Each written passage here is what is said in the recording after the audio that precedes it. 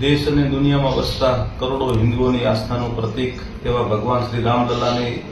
પ્રાણ પ્રતિષ્ઠા મહોત્સવનો અવસર જ્યારે આપણી વચ્ચે આવ્યો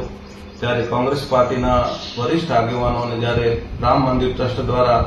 ઉપસ્થિત રહેવા માટે આમંત્રણ પાઠવવામાં આવ્યું અને આમંત્રણનો પણ જો અસ્વીકાર કરવામાં આવતો હોય તો તે પાર્ટી સાથે જ્યારે પણ અસ્વીકાર કર્યો ત્યારથી હું મારા મનની અંદર ખૂબ જ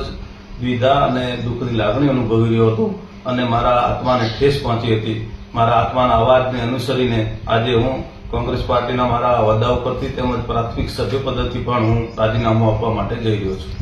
રાજીનામું આપ્યા પછીનો આપનો આગળ કાર્યક્રમ પછીના કાર્યક્રમમાં હું મારા સમાજના આગેવાનોની વડીલોની એક મેં મિટિંગ બોલાવી છે. એની અંદર મારા સમાજના આગેવાનો સાથે હું ચર્ચા વિચારણા કરીશ, એમના સાથે સલાહ મશવરો કરી તેમજ મારી સાથે જે કંઈ અન્ય સમાજના પણ કાર્યકર્તાઓ છે, મારા શુભેચ્છકો છે, એમની સાથે પણ ચર્ચા વિચારણા કરી અને આગળનો જે કંઈ નિર્ણય છે એ હું આપને જણાવીશ.